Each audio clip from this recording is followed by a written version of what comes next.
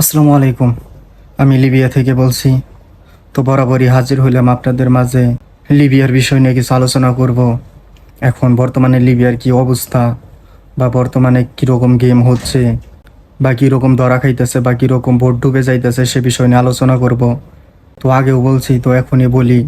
তো বর্তমানে লিবিয়ার অবস্থা খুবই খারাপ। এখন গেম হইতাছেই না, কোনো জায়গা থেকেই হইতাছে না।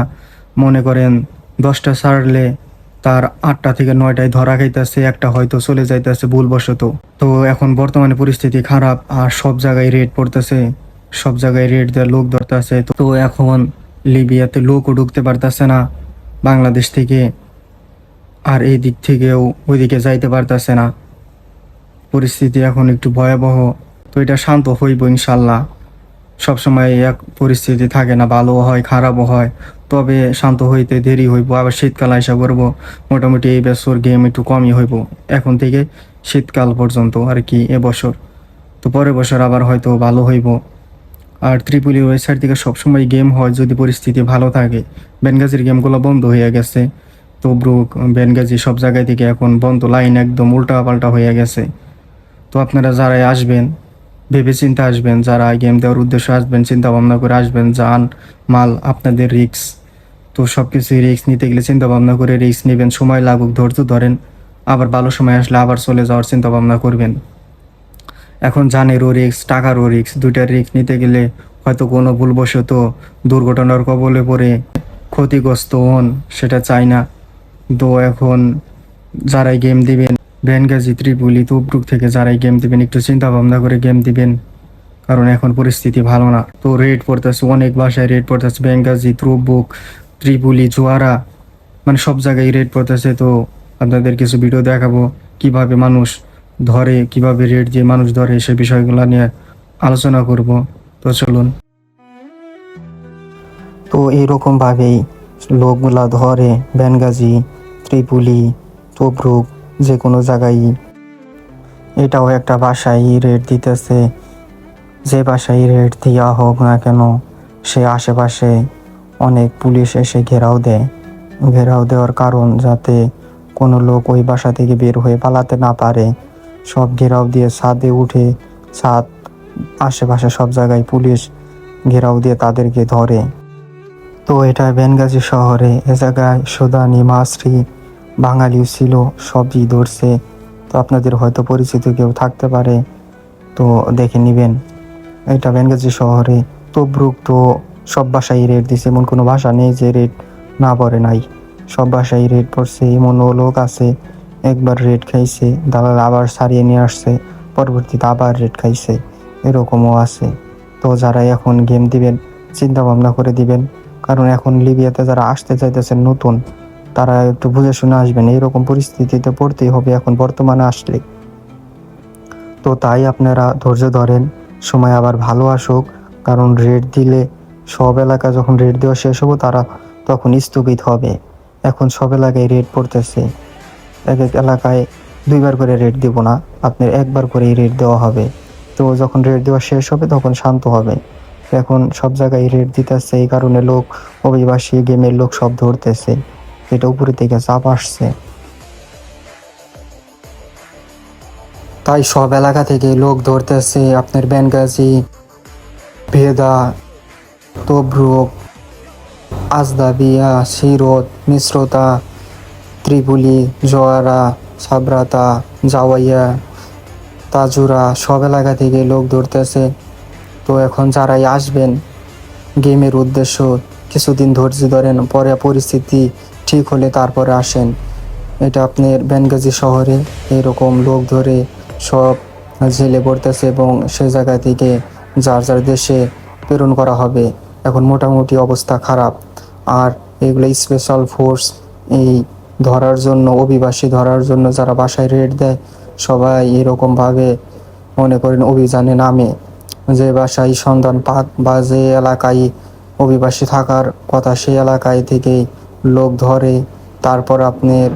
তারপরে পতিতালয় আছে, তারপর মাদকের কারখানা আছে, বা মাদক সেবন করে এরকম স্থান আছে, সেই স্থানগুলোতেও রেড দিয়েও অবৈধ লোক ধরতেছে, বা সন্ত্রাসী ক্রাইম যে সমস্ত লোকগুলা করে সেই সমস্ত লোকগুলাকেও ধরতেছে, বা কোনো স্থানে মাফিয়াগিরি করলে সেই স্থানেও রেড দিয়ে মাফিয়াগুলাকে ধরতেছে।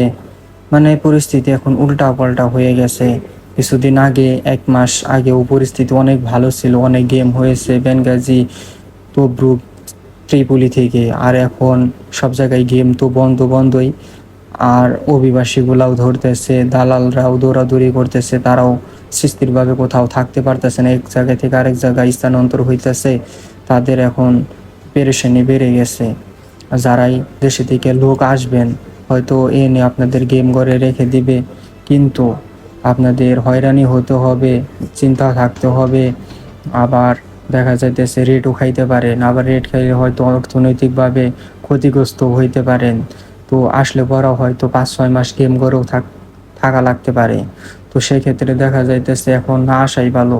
তো আপনারা বাংলাদেশে আছেন, বাংলাদেশেই থাকেন, পরিস্থিতি কিছুটা ঠান্ডা হোক তারপরে আসেন। এই পরিস্থিতিতে আসলে পরে দেখা যাবে আপনার গেম তো হইতেছেই না, আইসা নিয়ে গেম ঘরে ফালিয়ে রাখবো, তখন দেখা যাইতেছে 3-4 মাস 5 মাস, আবার এর মধ্যে রেট পড়ে গেলে অর্থনৈতিকভাবে ক্ষতিগ্রস্ত হবেন। কারণ জেলে থেকে লোক কতটাতে ছোটানো যায়, কতটাতে ছোটানো যায় না। আবার টাকা পয়সাও লাগে অনেক জায়গায়। ত্রিপুলি ধরলে মনে করেন 10 লাখ টাকা জায়গা ছাড়াইতে গেলে, বেনগাজিও ধরলে পরে আপনার 4 লাখ 5 লাখ 2-3 লাখ টাকা লাগে। সেটা আপনার মুদিরের উপর বা দালালের উপর নির্ভর করব।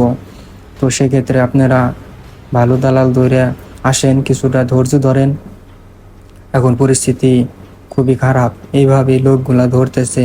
যেরকম দেখতে পাচ্ছেন সব এলাকায় যে জায়গায় দেখা যাইতেছে বাঙালি বা অভিবাসী থাকার সম্ভাবনা আছে, সে এলাকায় রেট দিতেছে। তারা টার্গেট করে যে ওই বাড়িতে বাংলা থাকে, ওই বাড়িতে অভিবাসী থাকে, ওই বাড়িতে গেমের লোক থাকে, এরকম করে ধরতেছে। আবার কাগজপাতি যাদের নাই তাদেরকেও ধরতেছে। অবশ্যই বৈধ কাগজপাতি থাকতে হবে, পতাকা, তারপরে ভিসা, সব কিছুই থাকতে হবে। মেডিকেল তো আরও বেশি ইম্পর্টেন্ট। তো আপনারা যে কাজের উদ্দেশ্য আসেন বা কাজের উদ্দেশ্য আসবেন বা এই দেশে আসেন, তারা অবশ্যই বৈধ ডকুমেন্ট বানিয়ে নেবেন, না হলে বিপদে পড়ার সম্ভাবনা থাকতে পারে। দেখেন এইভাবে গুদাম ঘরে বা একটা মাটির নিচে আস্তরে, যে জায়গায় জ্বালানা নেই, কোনো এসি নেই, শুধু অন্ধকার, সেই জায়গায় মানুষ রাখে মাফিয়ারা। সে জায়গায় এরকম মাফিয়ারা লোক রেখে তাদের জিম্মি করে টাকা নেয়। তো সেসব এলাকায়ও আপনার রেড পড়তেছে। এটা আপনার ত্রিপুলি তাজুর এলাকায়। আবার ছাদ দিয়ে পালানোর ক্ষেত্রে লোকগুলা ধরতেছে, এরকমভাবে দৌড়িয়ে তাদেরকে ধরে। লোক পালানোর কোনো সুযোগ নাই। বেনগাজির আইন শৃঙ্খলা বাহিনী ফোর্সের থেকে ত্রিপুলি আইন শৃঙ্খলা বাহিনী অনেক দক্ষ, তাদের অনেক দক্ষতা আছে এবং সব বিষয়ে তারা ভালো জানে। তো তারা যে বাড়িতে রেড দিক, সেই বাড়ির অবশ্যই লোকগুলা ধরতে পারবে, সহজে কেউ পালাতে পারে না। তো এখন আসলে পরে বিপদের সম্মুখীন হবেন, মোটামুটি ধরে রাখেন। তাই আপনারা একটু ধৈর্য ধরেন, পরে সব কিছু ঠিকঠাক হলে পরে আসেন। আর গেম এখন বর্তমানে হইতেছে না, দেখা যাইতেছে যে 2-1টা হইতেছে, হঠাৎ 1-2টা চলে যাইতেছে। ত্রিপুলি থেকেও গেম হইতেছে না। বেনগাজি থেকে গেম দেওয়ার আশা নিয়ে যদি বেনগাজি আসেন, তাহলে এবছর গেম হবে না, বেশি সম্ভব এবছর গেমের সম্ভাবনা খুবই কম।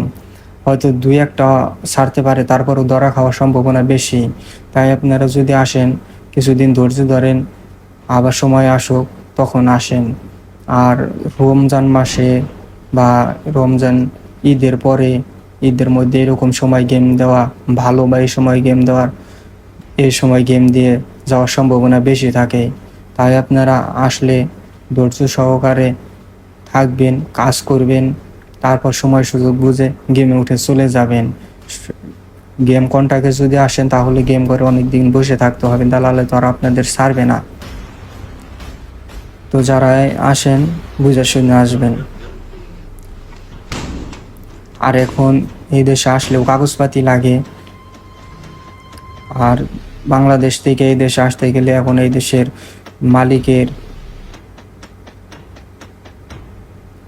মালিকের পারমিশন লাগে, যে কোন মালিক ধরে আসতেছে বা কোন মালিকের কাছে আসতেছে, সেই মালিকের পারমিশন লাগে। এরকম ঘরে আর কি লোক থাকে, দেখেন কত কষ্ট করে এরকম লিবিয়াতে লোক রাখে দালালরা বা মাফিয়ারা, খুব কষ্ট করতে হয়। তাই এই কষ্ট থেকে আপনারা বাঁচতে হলে কিছুদিন ধৈর্য ধরেন, পরবর্তীতে ঠিকঠাক হলে আবার আসবেন। মাটির নিচে ঘর, সেই ঘরের ভিতরে এইভাবে লোক রাখে। তো এই জায়গায় অনেক মেয়ে আছে যারা পতিতালয়ে কাজ করতো, তাদেরকেও ধরছে। এরা আফ্রিকার লোক, আফ্রিকা দেশের। আবার এরকম এই নাইজেরিয়া, চাদ, সুদান এই সমস্ত দেশেরও লোক এই দেশে অনেক, যারা ইউরোপমুখী যাওয়ার জন্য বসে আছে। তো ভিডিওটি শেয়ার করে দেবেন, চ্যানেলটি সাবস্ক্রাইব করবেন।